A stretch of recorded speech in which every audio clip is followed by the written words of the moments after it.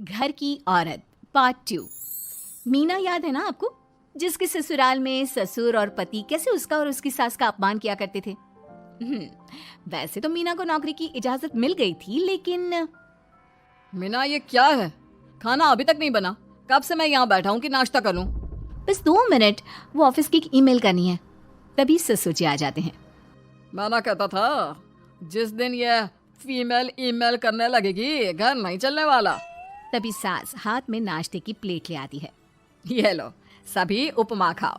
गर्मा गर्म स्वादिष्ट उपमा देखकर वाह माँ जी, 2 मिनट में ये कमाल, क्या बात है। वो आता है ना रेडी टू ईट वाला पैकेट, वही बनाया है। स्वाद बता बहू कैसा है।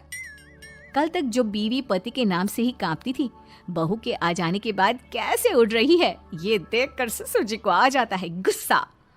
हाँ, पैसे तो पेड़ पर उगते हैं ना, या तेरा बाप दे जा रहा है जो बैठे बैठे पैसे खर्च कर रही है। अरे जरा शरीर चला लिया कर, वरना पता है ना जब मेरा हाथ पड़ेगा तो कैसे काम करती है तू। बहू बेटे के सामने खुद का अपमान सास बर्दाश्त नहीं कर पाती और रोती हुई कमरे में चली जाती है। क्या पापा, क्या जरूरत थी माँ से ऐसे बात करने की? सुबह से कुछ नहीं खाया है, अब जब खाना आया तो रुला दिया आपने। चलिए देखते हैं माँ कहाँ गई। मेरी जूती भी ना जाए उस पागल औरत को देखने। अरे क्या गलत काम मैंने? बस यही ना कि भाई पैसे बचाओ। अरे कमाने बाहर निकले ना तब पता चले कि कैसे हड्डी गल जाती है। बात तो सही कह रहे हैं पिताजी, माँ को तो बस पैसे उड़ाना आता है। अरे पर माँ ने तो सबके लिए नाश्ता ही बनाया था ना, कौन सा खुद के लिए गहने खरीदे थे।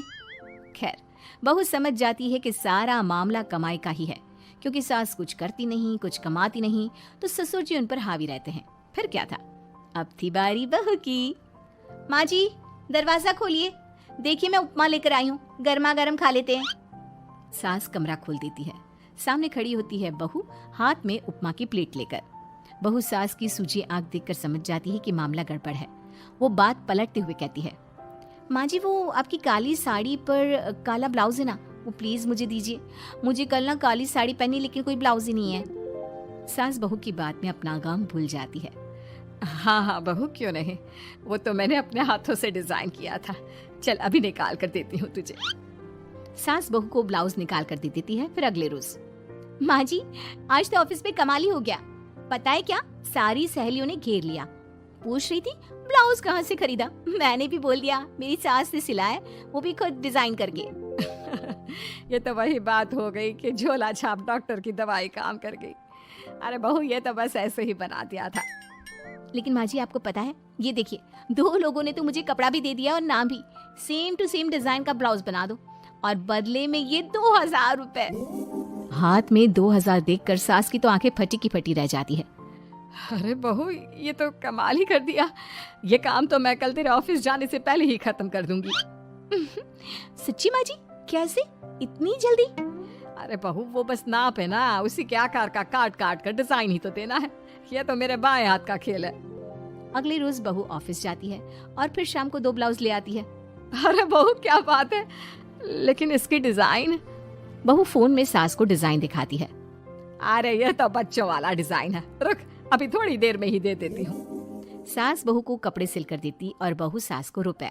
फिर एक रोज, माँ जी ये लीजिए कपड़े, लेकिन इसकी सिलाई मैंने ज्यादा ली है, तो क्या है ना हैवी काम है, तो मेहनत ज्यादा लगेगी ना आपको। अरे रहने देती बहू, मैंने कौन सी बुटीक खोली है। बहू को सास की बात में दम लगता है और वो कुछ सोचती हुई निकल जाती है। वो कमरे में बैठी होती है कि उसके ससुर की जोर जोर से चिल्लाने की आवाज आती है। फिर फिजूल खर्ची। अरे तुम्हारे जैसी बेकार ना काम काज करने वाली औरत कब पैसे की कीमत समझेगी? क्या जरूरत थी ये मशीन खरीदने की? अरे वो मैंने EMI में ली है, आपको पता है ना कपड़े सिलने का कितना शौक है मुझे। हाँ तो क्या दर्जी बनोगी? लोगों को पकड़ पकड़ कर नाप लोगी? अरे कुछ तो शर्म करो। तभी बहू आ जाती है, उसके हाथ में चाबी होती है। माँ जी ये चाबी मैंने चौराहे में आपके लिए बुटीक खोला है, पैसा लोन से लिया है, तो काम करके आप चुका देना।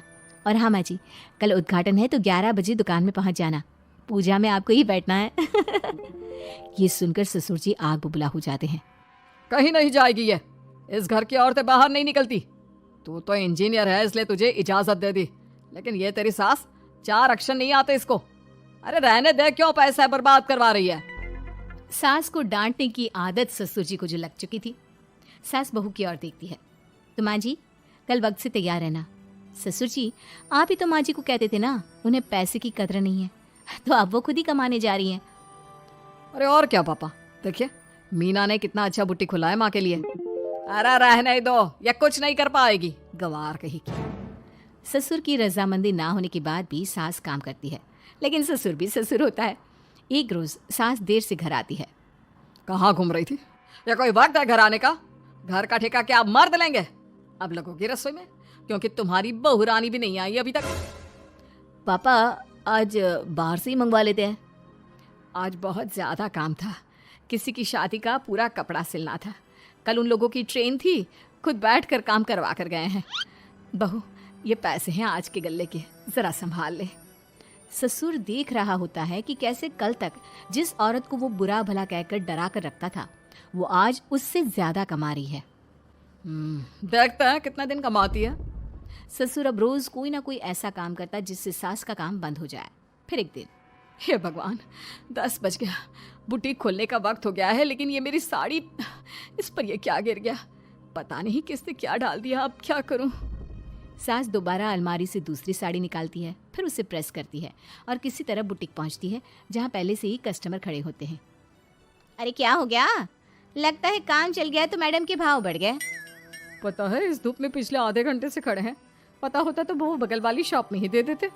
अरे अरे माफ़ करिएगा, वो क्या हुआ ना, तैयार होकर निकल ही रही थी कि साड़ी में सॉस गिर गया। दोबारा साड़ी चेंज की तो आप आई। ठीक है, लेकिन अब आ गई है तो जरा जल्दी से कपड़े दे दो, हमें जाना है। सास को कस्टमर की बात बुरी लगती है, लेकिन क्या करती, वो जल्दी से सभी को सारा सामान देकर विदा करती है। सारा दिन काम करती है। वो निकल ही रही थी कि एक कस्टमर आती है। जी वो मेरी साड़ी है ना शादी की, उसका लहंगा बनवाना है। हाँ हाँ क्यों नहीं, बनवा लो। शादी की साड़ी के साथ इमोशंस जुड़े होते हैं। बिल्कुल सही बोला आपने, परसों मेरी शादी की सालगिरह है तो ज़रा बना देना। अरे नहीं नहीं, इतनी जल्दी कहाँ तैयार होता है शादी का लहंगा, कम से कम 4 दिन तो। देखिए आप 2 दिनों में जितना कमाती है ना वो मैं आपको 1 दिन में दे दूंगी। बस मेरी ये शादी की साड़ी का लहंगा बना दीजिए। सास को भी अब पैसे की लालच आ जाती है। वो सोचती है कि वैसे भी कोई अर्जेंट काम नहीं है तो वो मैनेज कर लेगी। आप ठीक है, नाप दे दीजिए। औरत नाप देकर वहां से चली जाती है। सास सोचती है कि घर जाकर रात में काम करेगी। ये सोचकर वो उस औरत की शादी की साड़ी घर ले आती है। वाह, अब काम घर पर भी ले आ रही हो। हाँ लेकिन घबराइए नहीं, घर के काम में कोई असर नहीं होगा। सास घर का काम करती है, बहू के साथ खाना बनाती है, खिलाती है और फिर क्या बात है सासू माँ, बड़ी जल्दी जल्दी काम कर रही हैं आज। सास बहू को सारी बात बताती है। क्यों माँ जी, इतनी भी क्या मेहनत करना? अरे बात सिर्फ पैसे की नहीं है, बल्कि उस बेचारी औरत की इमोशंस की भी थी। ये उसकी शादी की साड़ी है ना। ससुर पास खड़ा सब सुन रहा था। अब देखो, बहुत काम करने का शौक है ना, कैसे भरे बाजार तुम्हारी दुकान खुद तुम बंद करोगी। जब सास पूरी रात काम करके सुबह लेटती है, मौका देखकर ससुर कैंची से साड़ी को काट देता है। अगली सुबह, चलो कल आधा लहंगा सिला था, आज पूरा करके शाम को ही उसे उसका लहंगा सौंप दूंगी। लेकिन ये क्या, सास जैसे ही लहंगा उठाती है, लहंगा तो फटा होता है। वहीं ससुर छुपकर सास को देख रहा था। हाय रे, ये किसने किया? ससुर छुपकर हंस रहा था। बहू देख लेती है और ससुर के पास जाती है। पिताजी, आपसे ऐसी छोटी हरकत की उम्मीद नहीं थी। आप खुद ही दुकान बंद करेगी। ससुर वहां से चला जाता है। सास भी वहां आ जाती है। वो समझ जाती है कि उसके पति ने ही साड़ी पर कैंची चलाई है। लेकिन फिर शाम को, जी वो मेरा लहंगा तैयार हो गया? हाँ जी, मैं तो कहती हूँ कि आप एक बार लहंगा पहन कर भी देख ले। औरत लहंगा पहन कर आती है और खूब खुश हो जाती है। अरे ये लहंगा है ना अंकल जी कमाल का, आंटी जी ने बनाया है, बिल्कुल लेटेस्ट डिजाइन। औरत सास को ढेर सारे पैसे देकर चली जाती है। लेकिन मैंने तो यह औरतों का फैशन है, कहीं से सिल दो या कहीं से काट दो, फैशन ही होता है। चलिए शाम का खाना मेरी तरफ से, आज आपका जन्मदिन है ना, रिटर्न गिफ्ट तो बनता ही है।